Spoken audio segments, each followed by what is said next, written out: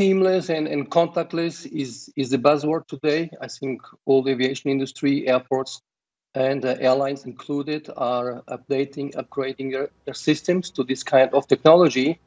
It is about biometrics, but it's not only about that. It's about connecting the different stakeholders together. So it's a service platform that has to be running in the backstage. As you know, the industry is quite influenced by operating in silos. You would have border control on one side, you would have airlines on the other side, you would have the airport.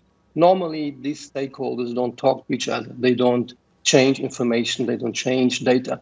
And seamless and contactless is about that. It's about biometrics. It's about identifying passengers on their journey, but it's mainly bringing those stakeholders together in a service platform to be able to service the passenger much more quicker, much more efficiently.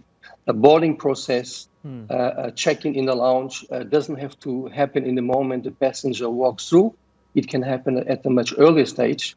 So when the passenger in fact boards or in fact makes a check-in, all the data, all the details have already been processed and accepted by the different stakeholders together. And that's it all about seamless. For the passenger, it's a different experience. For him, it's not touching. It's interfacing with physical hardware, touchless. But what is running behind, it's a service platform that actually brings those stakeholders together and makes the whole process much more efficient, much more economical, and much more safer for the passenger and for the stakeholders.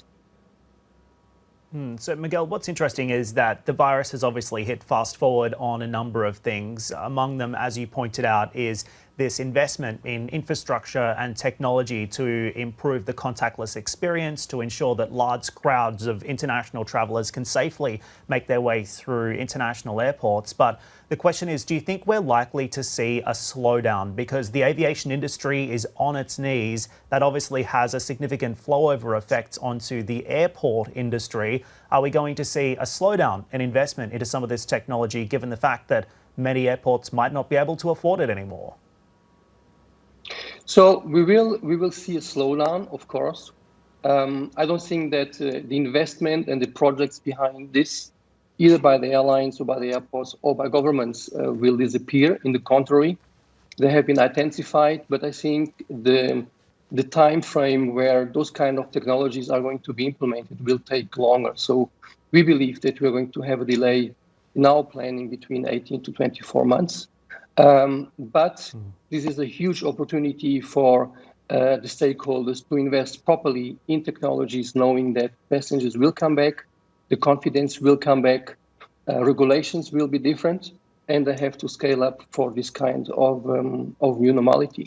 So we believe passengers will be coming back, but you will have to be able to track and to service these passengers in a much different way. And that's all about what seamless and contactless means today.